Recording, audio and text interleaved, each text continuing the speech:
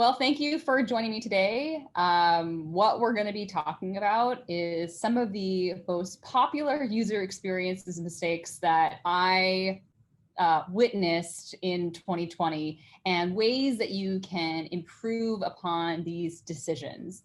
I think one of my favorite things about this web design area is that we're always looking for the newest thing, and that may not come with a lot of research, but the thing that we can definitely do is always iterate and to improve and to continue the cycle so that we're always making sure that we're serving our audiences in the best way possible. So I am Kim. I am a user experience strategist and designer at Canopy Studios. I have my master's in web design and new technology from the Academy of Art in San Francisco, and I have over 8 years of experience with a focus on mission-driven organizations. I spent the early part of my career working solely with nonprofits, and now I've kind of expanded my palette to not only serving nonprofits, but also serving organizations who are business to business and business to customer focus. And I have 5 things to cover today. I'm sure some of these might look fairly familiar to all of us. 1 is carousels, 2 is pop-ups, sidebars, autoplay videos, and buttons. So in each of these sections, we'll talk about why it's important to pay attention to these features and ways that are options for you to improve upon the design of these features. Let's start off with carousels, which is one of my favorite things to talk about with clients. When we talk about carousels, I'm specifically referring to carousels that happen at the top of home pages. It is a frequent conversation that I have with clients that I need to get all of my content above the fold. And I'm using air quotes because above the fold can vary wildly depending on what device we're talking about. Now, I'm working on a 13-inch laptop, whereas I have some colleagues who work on 27-inch monitors at home. And we also have audience members who I'm sure might be using their phones to be looking at websites. So when we talk about above the fold, there really is no standard for the fold anymore because there are so many different device sizes that we have to consider. That's why responsive web design is so very popular now. You know, we have to take all of that into consideration. But nonetheless, we still have the conversations about how can we get as much information in the first screenful as possible. This can be problematic because we are assuming in that carousel at the top of your homepage that people are going to sit there and click through those slides. And that is not always true. Quite often people will enter a page and just immediately start scrolling. So they will see what's on that first slide and they will never see what's in slide 2, 3, 4, or 5. And that can be a problem if you have important pieces of content in those other slides. Carousels can also have the potential to provide misleading messaging. If the content on your first slide doesn't necessarily align to your organization's mission or your values, it can give someone the wrong impression of who you are and what you're about. And we don't want that to happen. And mobile issues are a really big thing.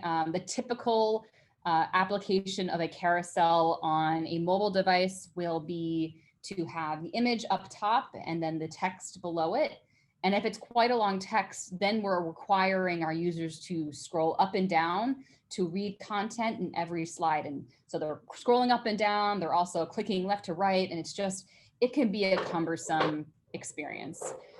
So it's another thing to consider when you are thinking about utilizing a carousel in your design. I'm sorry, that's my dog in the background. So what can we do? How can we fix this? There are a couple things that some design patterns that you can utilize to make this experience better. The thing I always try to push my clients towards is to choose one really impactful hero image and to write some key user goals or organizational goals right at the very top. The thing that is really important at the top of your homepage is to explain clearly who you are and what you're about. What is your mission? What are your values? Because it's very important for me as a user who may not know who you are to quickly and easily understand you. And that way I'm not necessarily confused. I don't feel like I've ended up on the wrong website and I don't immediately leave. Another thing you can do is utilize card patterns. You see this in this mobile view with the stories from the road part 2. I love using cards because it's another great tool in our toolbox to show a lot of content in one screen full that doesn't require users to have to click in order to see what all the panels say. So if you still want to have a lot of content in one screen full, I think cards are a really great option. And this is a mobile view, but imagine on a desktop or a laptop computer screen, you'd have like 4 or 5 cards available. So 2 really great options. Intrusive pop-ups. Oh, I love the intrusive pop-up conversation. I know that they can be a very compelling marketing tool that you have in your toolbox. There's a lot of campaigns and case studies out there talking about the merits of pop-ups and how popular they can be. I can't argue with that. They are fairly effective in getting people to convert to whatever call to action or button that you are trying to promote. I can't argue that. But what a pop-up is essentially doing is hijacking the experience of the page they've landed on. So if they're in the middle of reading a paragraph, a pop-up basically interrupts that flow entirely and shows them completely different content, and they have to read and interact with that content before they can get back to the flow that they were originally in, which isn't great. That's not great. Google recognizes that this is not great, and they have put it into their guidelines that you will be penalized if you use these behavior patterns to elevate pop-ups over your main content. So in 2017, they announced that any site that makes content less accessible would be penalized in their search rankings. So if SEO or search engine optimization is something that's very important to you and your team, you want to make sure that you're not also utilizing tools and design patterns that are hurting your SEO rankings. The second really important thing is that a lot of these pop-ups are utilizing really horrible accessibility patterns. One that I see quite often is the inability to close a pop-up using only my keyboard, which we call a keyboard trap, where they are not able to exit this pop-up environment only using their keyboard. They have to utilize some sort of mouse contraption, which is fairly limiting if we're talking about expanding the experience of our site to the widest audience possible. This can also be problematic for screen readers. If I'm in the middle of a paragraph and a screen reader is reading to me, and all of a sudden a totally separate piece of content pops up and it starts reading that to me, that can be quite confusing and quite jarring. So being able to separate those experiences is quite important for accessibility. There's a couple of better options. I'm not saying necessarily get rid of pop-ups. There are certain cases that pop-ups need to be utilized. One is for privacy and cookies, GDPR requirements. You do need that pop-up that comes up asking people for permission to track their usage of the site. If your site has content that is specific to 21 and old because you are selling alcohol, being able to say, yes, I am 21 and older, I can see this content. None of those pop-ups will be penalized by Google. There are other ways to kind of circumvent the penalization that Google might have for us. One would be to choose to delay your pop-up. So a lot of times I'll recommend that we open pop-ups when a user reaches the bottom of the page, because that means they probably have consumed the content, Or I would suggest opening the pop-up when someone's about to abandon a page. When we see the cursor moving up towards the X, then maybe we open the pop-up. Another way that I kind of delay pop-ups is we look at the average time on page and we'll subtract 20 seconds from that. So let's say in your analytics, in general, people spend an hour, a minute and 30 seconds on your page on average. I would say that let's delay the opening of your pop-up to a minute or a minute and 10 seconds. So we're giving people a chance to kind of go through the main content without interruption, and then we'll present them with the pop-up. Another way you can incorporate pop-up content without having it pop up over the main content is to show it in the sidebar. If you have like a newsletter sign up, or if you want people to donate to a specific campaign, having a really catchy sidebar could be very helpful. One, it means that people will always see it on that page. They don't have to close it and they'll forget about it. They will see it always. And that might be extremely helpful, and you won't get dinged from Google from having it incorporated on the page. If you must use a pop-up, Google recommends that your pop-up is designed in such a way that it takes up less than 50% of the page's space. And this is particularly important on mobile devices. You have much more space on your desktop to play with the size, but with mobile, you really don't. So you want to be very cognizant of the size of these pop-ups on your mobile experience. We just talked about sidebars. Let's talk about sidebars, but particularly in-page navigation. So in-page navigation, there's a couple of ways that people define what in-page navigation is. In this example is a blog. You're seeing additional blog posts that you might be interested in based off of the content that you're reading on that page. But in general, really what an in-page navigation system does is it provides links to related content or pathways for deeper learning into a particular topic. There are a couple of issues when we're thinking about in-page navigation that I've witnessed in 2020.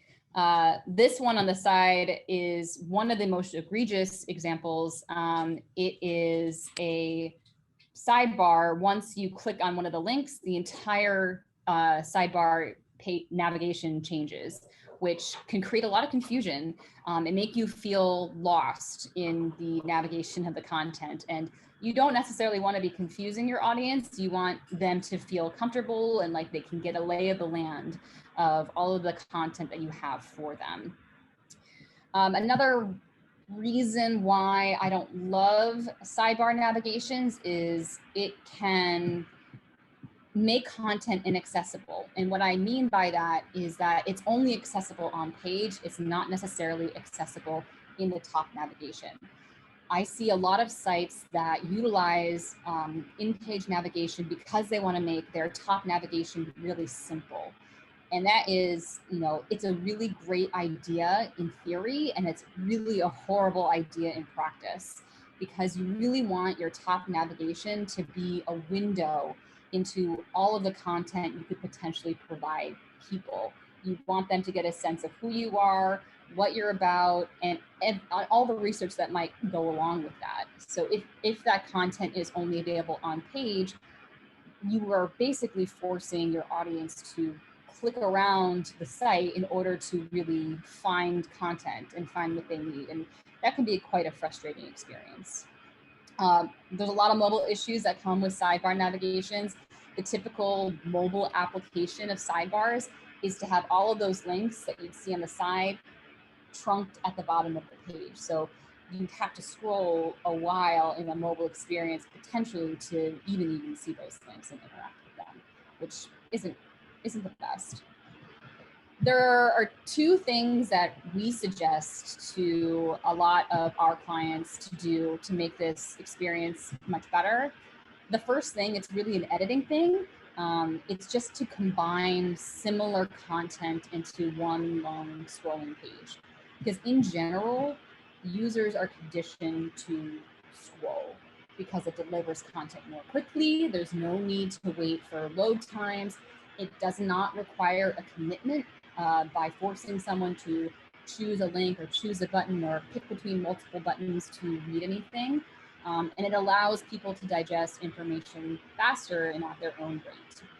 So that's probably the easiest way to cut down on your in-page navigation if you can combine a lot of that similar content into a singular page. I know a lot of people can be quite hesitant to have a longer scrolling page, but scrolling is a much easier thing for people to do than it is to click.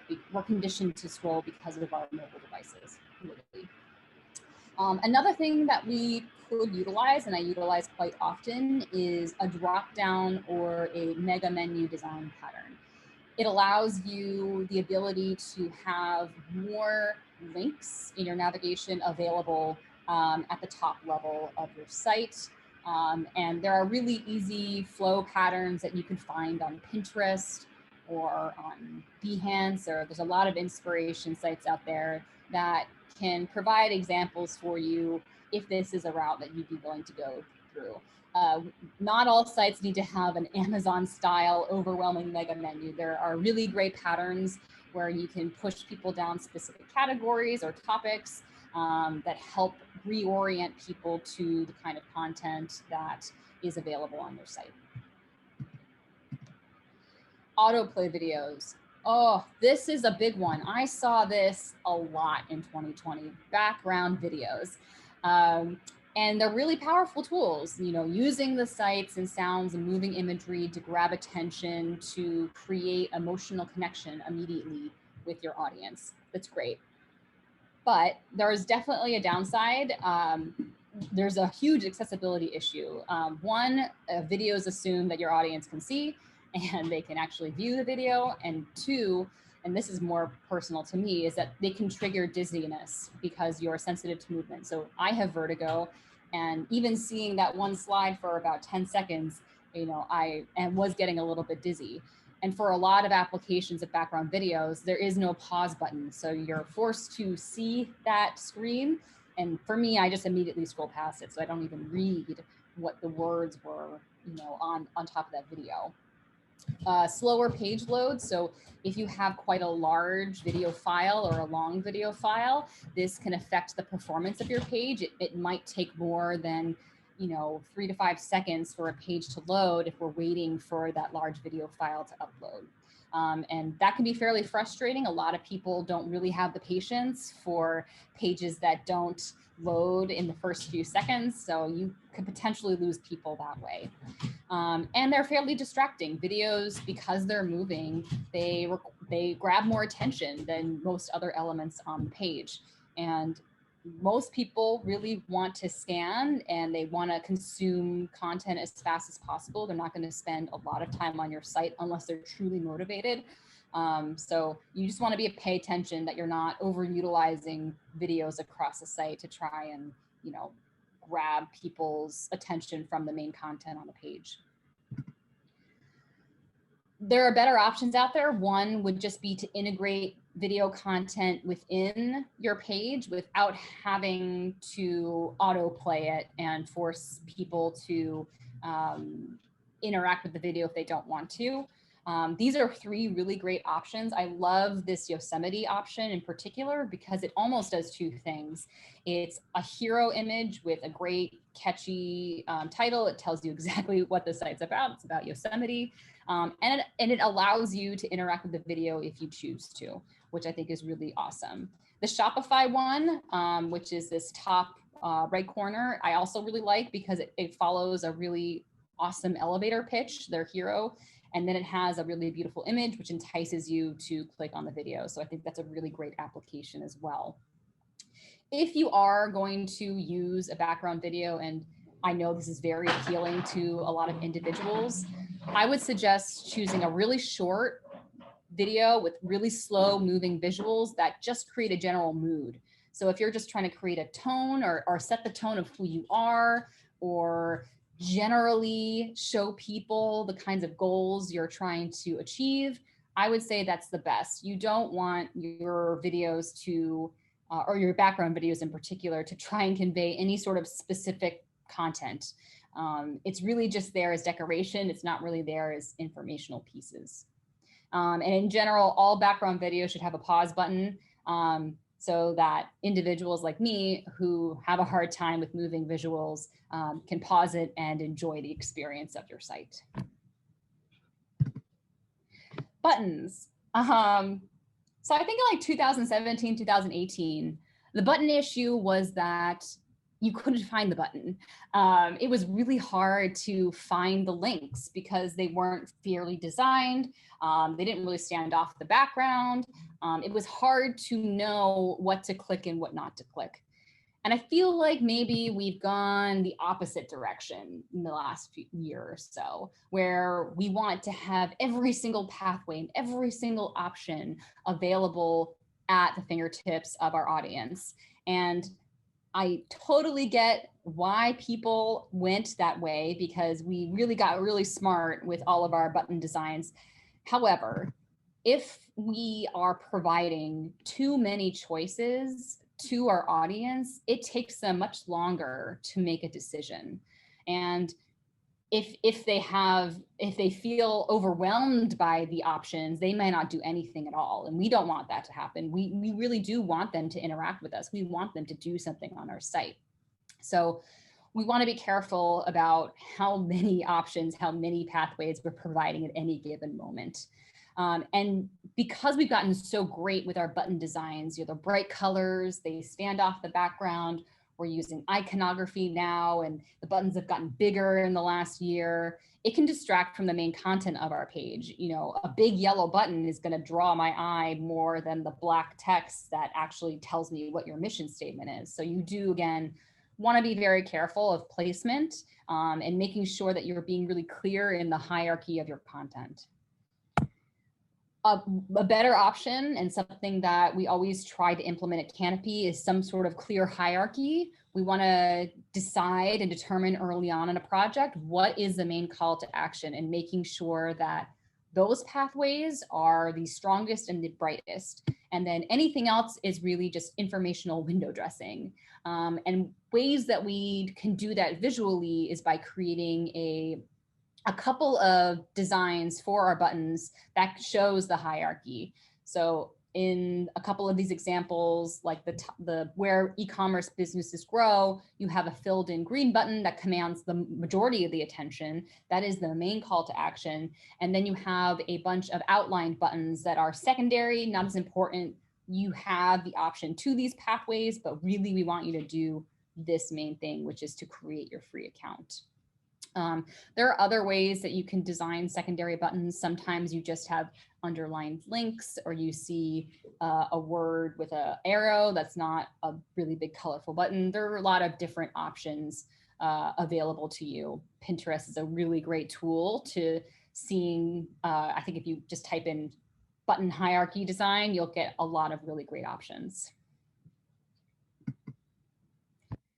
All right, so that was the 5 things. Thank you so much for taking time. At the end of this presentation, I'm just going to flash it right here. I have a bunch of links that we included. A lot of my research really came from all of these articles that I really highly recommend that you read. But I really appreciate you spending time with me today. Thank you so much for watching our webinar.